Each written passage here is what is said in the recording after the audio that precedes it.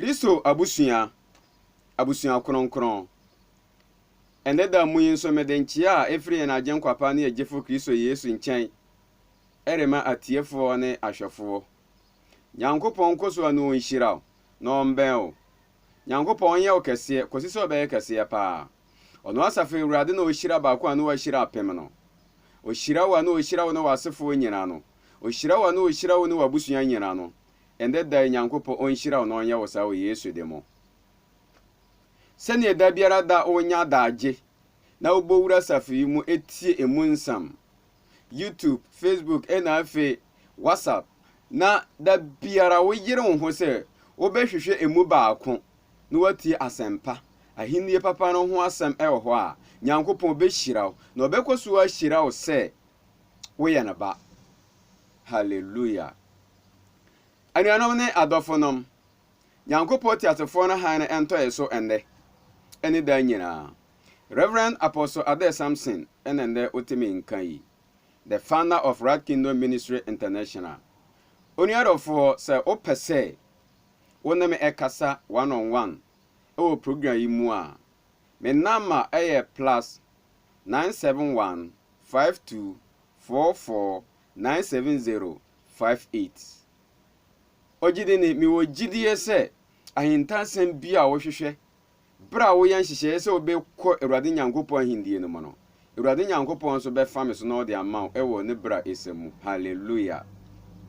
Enne da so nkwan sɛ Awurade nhyehyɛ de ma yɛn.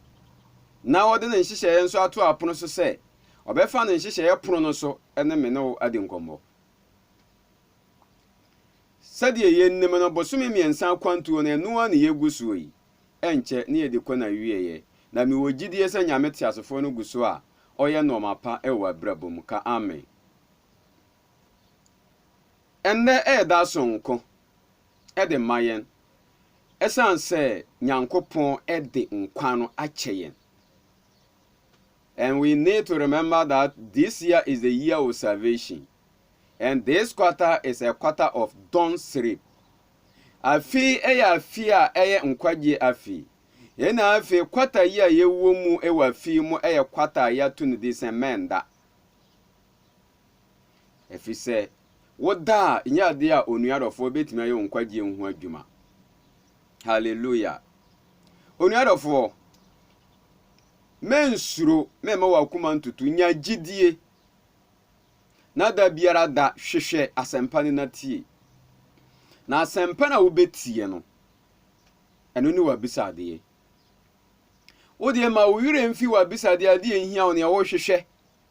Na kai na me Awurade Nyankopɔn hunu se wa bisade a wo hwehwe no eno ne asempa no.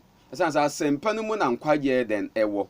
Ena Awurade Nyankopɔn so bedomo eno ma eka ho bra wa hwehwe na hinde na trene na kane. Hallelujah. Ye bom paye bra ye ba be hye dwumadie na ase. Yeda wase Nyame dofo obatampa ye di manfo ne abankese Nyame twe di ampon Israel tumfo na na Nyame ocheso Nyame akokọ batan wona wo ye Nyame a wo Nyame ye ni wie peye enenso wasiesie yen na wadome yen anamenyanka wodin owura ebreimu ya yen hyehyɛ ya mapa e de abehia o me yento wo ne e wo Yesu de mu amen. Hallelujah. Praise God.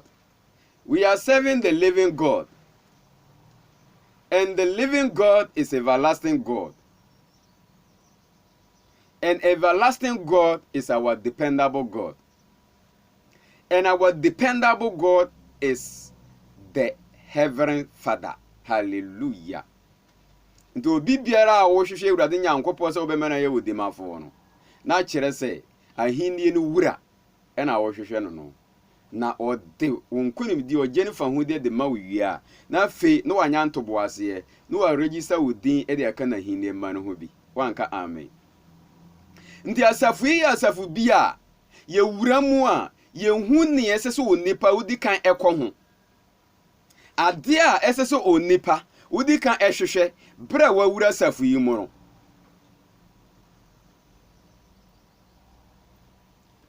Agirifo ade yeseso onipa wudi kan hwehwe no eno na asafe Awurade etu ne din na ode ko Matthew chapter 6 verse 33 eno na ya safuyi botae se hwehwe na hini na trene ne kane na ne aka no de be man kwa bra Yesu Kristo ekira suafo ne se Yesu bompae no se monka se ye na ja owo soro udin ho nti wa hini amra no empaboyi mu Yesu Kristo ankasa oye Nyankopon ba no obasafu idin ewo ho udin ho nti ena e right wa hini amra no ena ye kingdom no we na edi adanse se before say Yesu Kristo obeba sase we so no na safu yi ewo ho nanso na nyampie hunamu. And there is no way say somebody can go to heaven without a righteous life. Ene na brabo aye namu ne na mutu aye namu nso e kire se yembo abrabo trene. Ene na sa na ete de a ene yese se Nyankopon ti asefo no e fa na ko aso no ma hinie no ho ahintasam edadi. Through Right Kingdom Ministry, you will get your salvation. Hallelujah. And then me no be shaking can send me. Ma wakuma nto yam. Nyankopon obensa nkyere ne wo abrabom. Jumade ne yeguso. Na enche na edi bibi ekwa na wieye. Bombodi ase da bia obewura me status wo. Na informations ne prayer points e wo no koso na wo so na yere ho. Quotation bi obehunu wo ho no sua kenkan na fe gina so na fa bompaye. Na wa abrabom no ebesesa. Akonkwaji. Hallelujah. And there are someone Nyankopon de amana kwa Reverend Apostle said Ade Samson so on fambre ono. Ma tunu din say we need to send our location to God. We need to send our location to God. Emre bi etwa mu na me baba akon etu firi ba bi owo eko ba bi foforo. Bra na me pese me kosra no no. Mbeden mako. Na me na me ba na kasaye. Na ne ekwa wie ne se so send the location at the mame. Why? Because the location will help me. The location will lead me to where my daughter is. Today we are going to look at the location that God needs and the location that we also need. If we say, and no baby we need to sit down and analyze things. Nyankopon to no boase ene wa bo nipa na before say Nyankopon be bo nipa no according to the book of Genesis no e de na siye Nyankopon nyanto boase ene obo asase o mansuo togu so ma asase foye. According to Genesis chapter 2 na ob asase foye no ti no tie ne bi no de nwuro nipa ene ohome nkwa home go no mo nipa ne na ya Adam na ohuru se Adam enya no ho kafo anasa ne nseso boafo. Look, let me tell you, abrabona ye bon ye ne ye yire no mo no se abraboni nyanko yie se ebenya sika, abraboni nyanko yie se ebenya ahonyade a, that one is not our portion, but we need to remember the reason why God gave us our partners. Yenim sentia Nyankopon de oba ema bemba se onye no ho kafo na se ne nseso boafo. But a years oba ba nipa brabo mu se ne yire a na afanu no ehwe se yo nyina bebo mu aya dwumaden anya sika ene dwete without helping themselves to get salvation.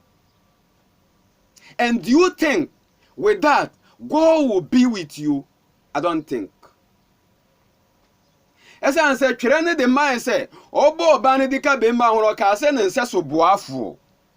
Ena Nyankopon di onipa dasani de betena turo no mo se omba brabotene ne no onhwe no ma no so na ne wa hye ne so wonye no eno ano wonye. na sabre ye beye den ema nipa bi atimi anensa so boafo nti bra na Adam ene na yere if ewo turo mu ho no baako eyembre wo huhumu a na baako de mpaebo na afa nkyerɛkyerɛ na afa no wapagya no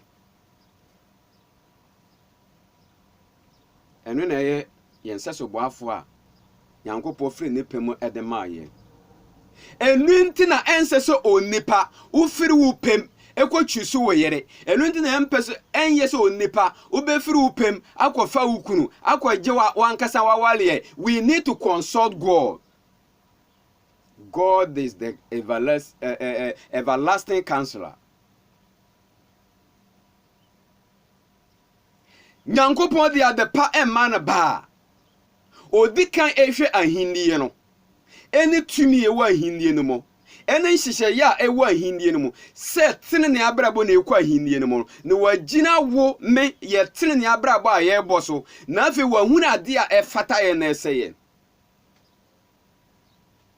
na nhyehyɛ bi wɔ hɔ no mo a Nyankopɔn de ma Adam na yere ewo turo mu hɔ enoma we nyina mama ho kwan ama mo munsom na we de ma munsom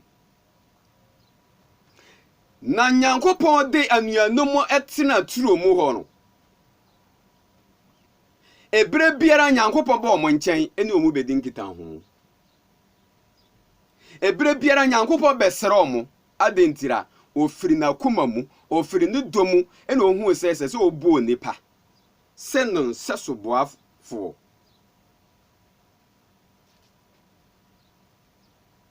nti nka ye hwetwere kronkron mu a nka Nyankopɔn abo nipa se onipa mbra sase we so no mbeboa Nyankopɔn bra onipa ba behwa Nyankopɔn abode ye so no enu nti na ye be ka ne se Nyankopɔn bo nipa so ono Nyankopɔn nsa so boafo. In a way no, we are here to help God. Obi nti asese nti a meka na saa, but let me tell you, onipa dasani oye wunua no ogina ho ma Nyankopɔn nti bra obuo nipa se nipa enko bonsom jamu na nipa be kɔ nkwagye mu no, it means say you are helping God. Enu nti na Nyankopɔn de obanika bemba no ka se ne nseso boafo because bemba na owo turo mu ho no ono nso ye Nyankopɔn na musini ene oba na owo turo mu ho no ono nso ye Nyankopɔn na musini nti na na hye no se oba na ye bemba no anamusufo a se oba na ye bemba no nseso boafo de a ende na me no ye Nyankopɔn nseso boafo. So we need to consider the measure that he gave to us. We are not on our own. We have a link with God, and we have something to do with God. Hallelujah. Let me tell you, the life that we are making on this earth is give and take. It's give and take. As I say, Nyankopon boy, and as I say, and ye boy nyame. Nti ye nyina ne Nyankopon ye boaboa ye ho. Nyankopɔn de botae bi de ahye nipa nsa eno na esese nipa hwe so no ye ne yie no wonhunu se yiw Nyankopɔn hunu se yiw na emedi ahye nipa nsa na eno ano wo ye no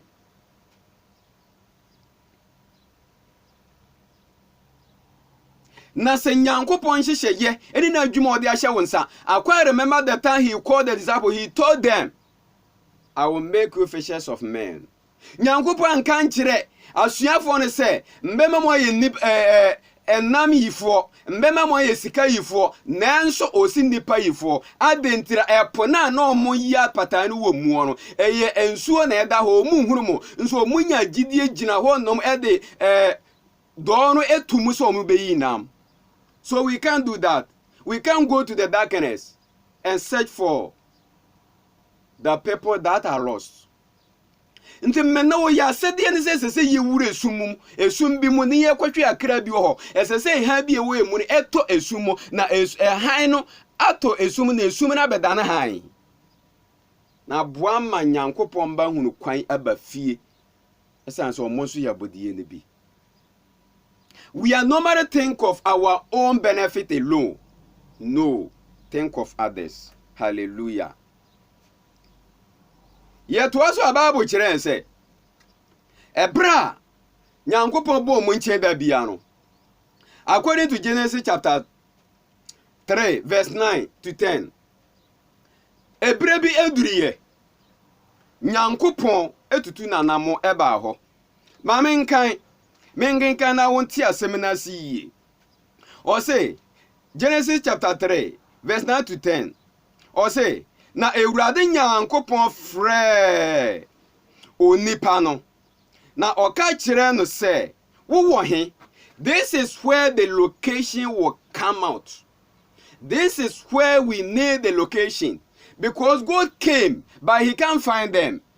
Where he normally meet them, that day, he came without seeing them.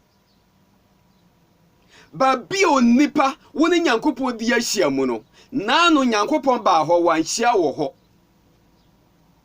Babi o nipa woni Nyankopɔn di ahyia mu no ende Nyankopɔn gina ho ɔtwɛn wɔn hu. Hallelujah. Na bra Nyankopɔn efro mo eka kire mo se mo wɔ he no.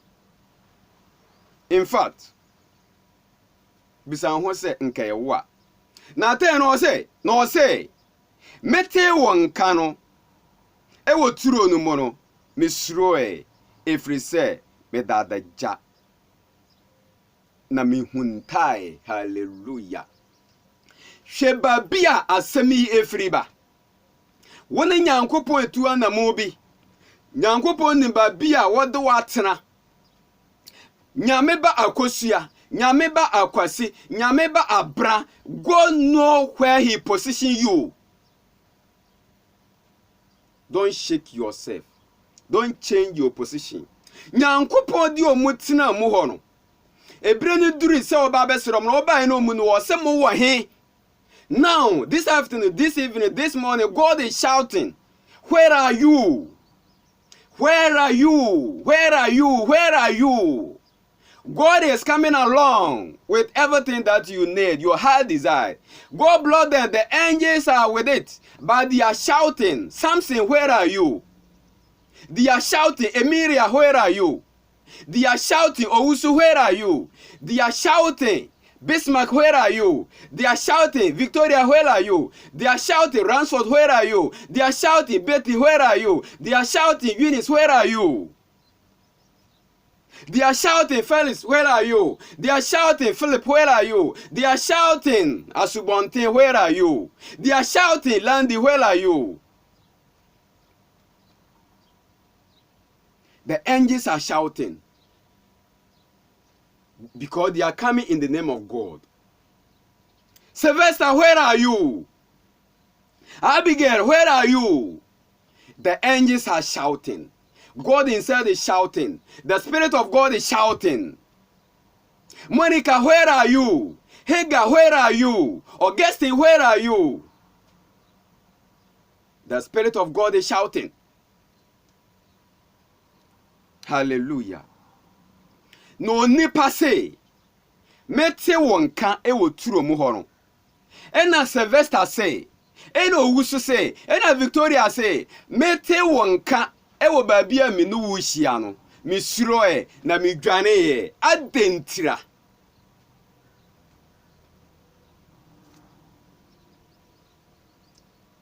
Adentira. Ena wo suro ye. Oya wo papa adenti na usuro ye. Hallelujah. No se mete won kan no e wo turo mu ho no misuro e efri se me dadaja na me huntae. Brana Nyankopɔn ni onipa di ahyiamu e wo turo mu ho no onipa huru se odadaja. No nipa ehuru se odadaja. Na die bi siye emo nipa kwada adaja adentira wa bunya membra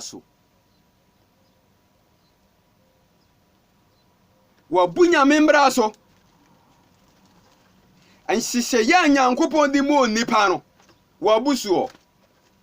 Let me tell you the location of God that God need from us is there, and we also need God location is also there, because on Nyankopɔn ti asefo na onam no ese so hunu ba bia ne mba bi wo ena Nyankopɔn so nani hunu ba bia nti sɛ Nyankopɔn hwɛ no ohunu sɛ ba bia wa hyɛ wo sɛ tena no ba bia wa hyɛ wo sɛ gyina no asɛm a wa hyɛ wo sɛ ka no enwuma a wa hyɛ wo sɛ toɔ no aduane a wa hyɛ wo sɛ die no sɛ wo nyɛ no na wo di ya adwuma de a then he will shout and you cannot come to him.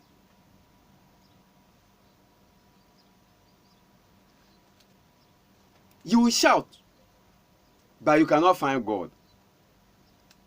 And I may know Baba She Odo and Wansam.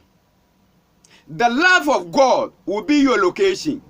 Because the love of God, for God loved two of us, is the location of God.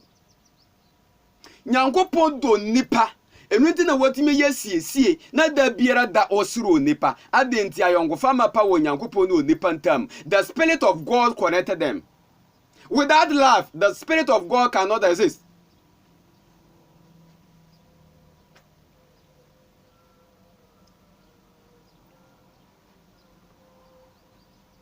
Yanko 1 John. When nyina chiri no. When nyina chiri anyankopon. Oyen shemo nipa no nipa nso tena ase. Eja ne pede ma Satan no. Nyankopon ma na nso wa. Or say still, I have to send another location to a man. Because I still love you. I still need you. You are important to me. So I have to make another location and send it to you. Let's go to 1 John chapter 4, verse 7 to 10. Nyankopon asam say, Osi onuado na eye onyankopon ma. Onuado ma yeye onyankopon ba. Mekenka osi adofo anuanom yendodo ye ho na odo firi onyankopon.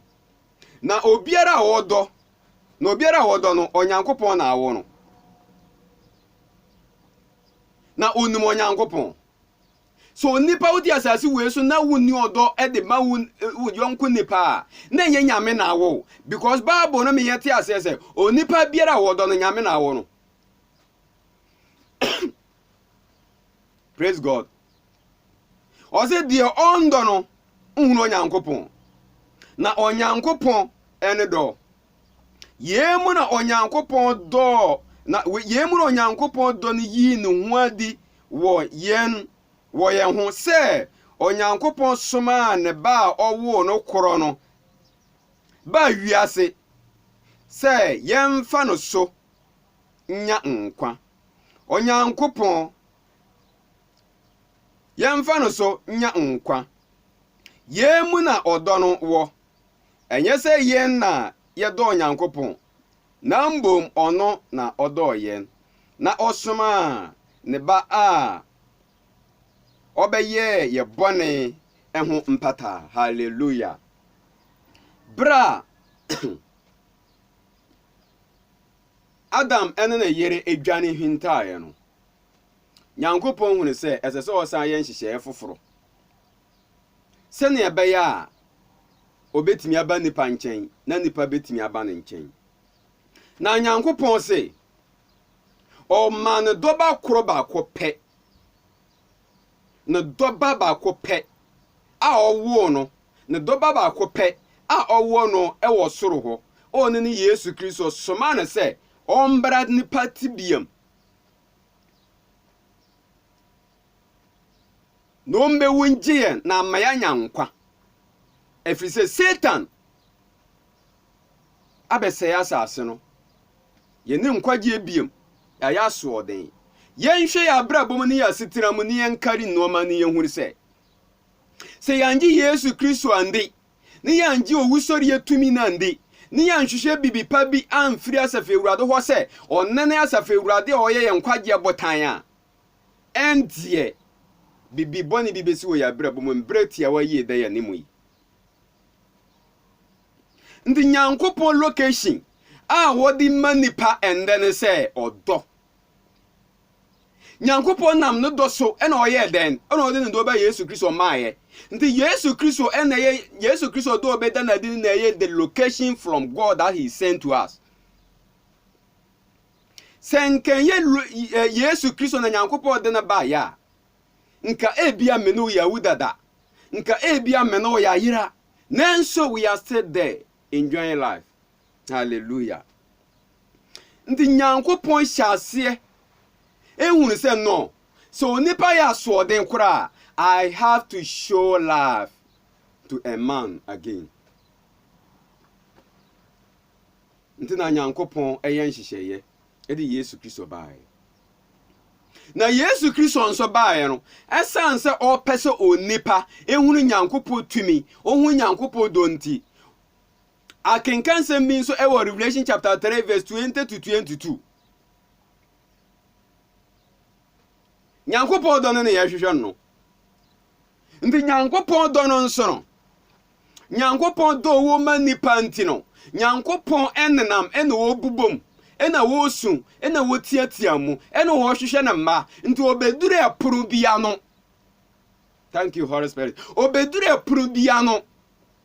Ena ogina ho Yesu Kristo ena obubom ena o se epunu yi a me bubom yi se wo betie me ni wo hini apono na mbehye na epunu no na me no watu nsandidi na woni ma tu nsandidi adedie yi eya asem bia yehia yie ese se Nyankopon ba wudan no mo na Nyankopon no watu nsandidi na wo nso woni na tu nsandidi adedie ne se Nyankopon be ka ne ope na kyerɛw na wo nso ne ope no waka kyerɛ no na Nyankopon de na obeka no wodi aye adwuma na wonso wodi no Nyankopon de aye adwuma. If the location is not there, why can God come to you?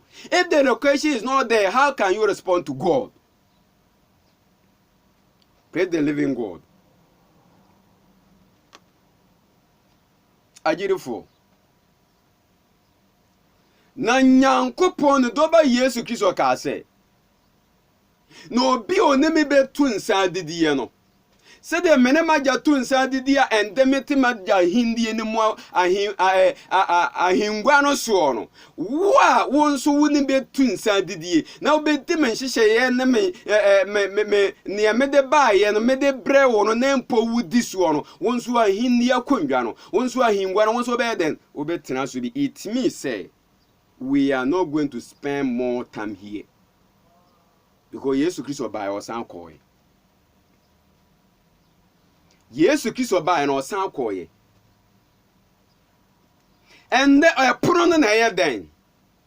E pono no eno ejina ho ma yen ye location aye de be ma Nyankopon.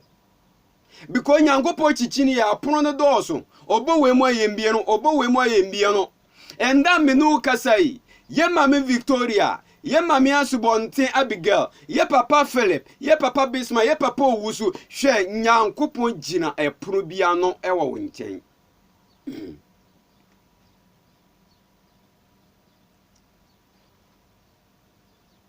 Ese bia no. Na bia ye be bia Nyankopon no, we need to remember the love that God has for us. And pay it back. Let's go to Mark chapter 12, verse 30 to 31. And oma mi ensabi wo nipadua ne mu ahia Nyankopon yie. And those things, if you perify them, it will be your location.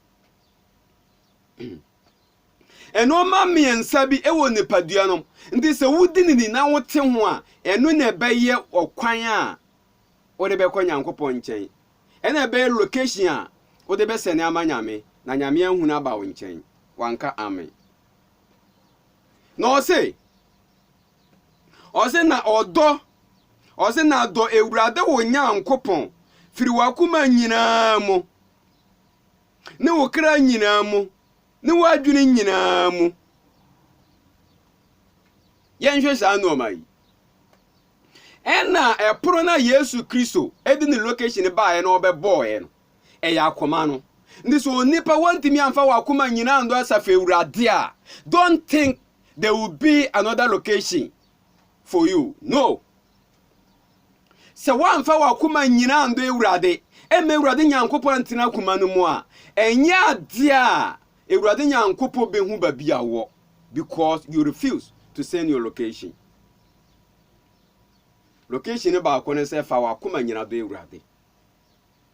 Ni eto su mienu o se fa okra nyina do ewurade fa wo kra nyina edo ewurade ogidi ne nyame ba hwe wo kra no na hwe ba bia china bi esese okra no kɔ na wama wo kra na adɔ hɔ ndi se me no wo kra no esese etena sase we so forever there then we need to love this world no ye kra no wo ba bi kɔ china bi ndi esese ye hwehwe ba bia wo kra no esese okɔ china na ya adɔ hɔ Bible say fa kwa wajapade wo no ɛhɔ na wakoma wo.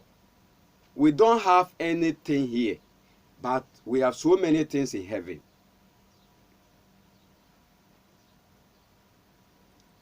Okra ni hia me ewurade. Efi se okra ni na ya ade bi osafo ewurade ho meye egu onipa no mo bra wote efo na te de nyono no. So God still need that soul. Yankopɔn da so hia okra no because efiri no mu na ebae. Ni enti onipa wando wo yanko nipa wontimi so nyamia ni ene se okra ba akope na etimu mu. Ose wadwini nyina mu onipa yadwini frɛ musuo de man yadwini efra to renkyam yadwini efra ade bone de man brana ni akoba ade na ho pɛ adwini ahyase hinhim we nko ade sase Yesu Kristo abewaji enkwante na mekwa kosom ose mi enso nso mesom esanse bone fafre ewo ho. Let me tell you, the grace has a limitation. The grace, it has a limitation. There will be a time you cannot get access to use the grace again. A bedroom be one ya kwanya say, onyankopa adom no betimi dia ya adwuma biem. Either you will die or Jesus Christ will come. Today is a time for you to change your life. Hallelujah. Nti adwene ni okra ne akoma no eno na ya ade a esese ye gya ni nyina de mewurade in order for them to be our location to God.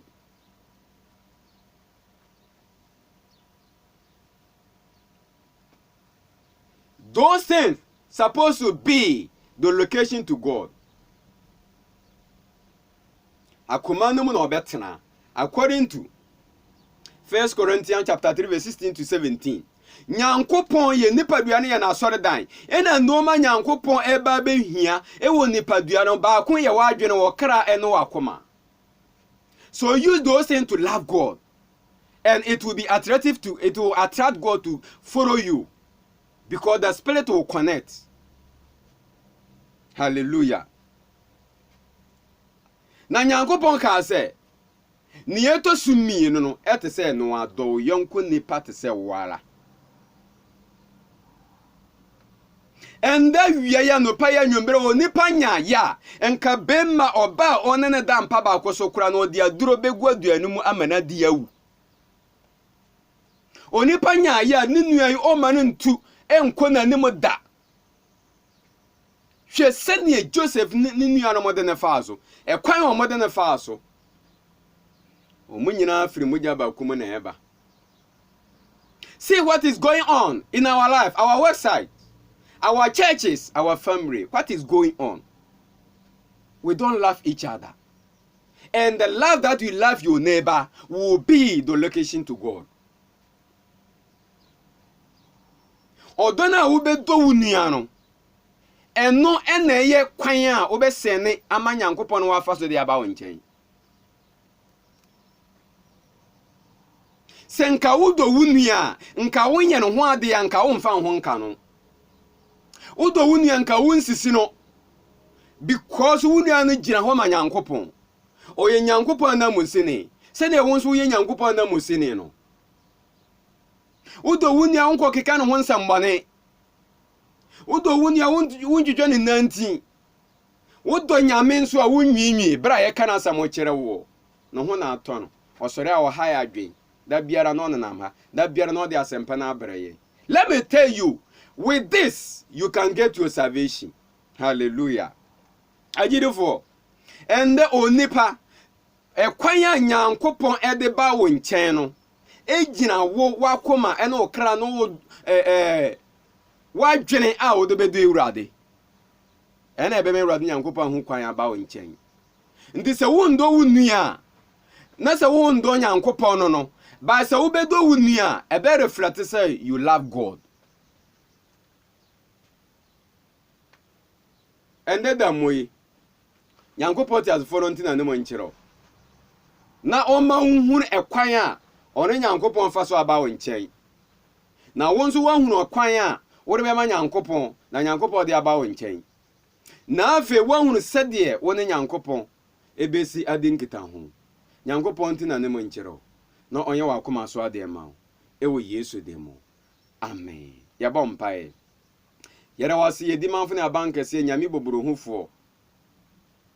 Wona wadom so ende akyerɛ yɛ kwan a wo pɛsɛ wo fa so ba nkyɛn. Ene wa me yɛ hunu kwan a ɛsɛ sɛ yɛde to hɔ ɛma wasefe Awurade. Ne nyinaa ekɔwie sɛ yɛmfa yɛadwene yɛkra ne akoma nyina ndo wɔ Awurade.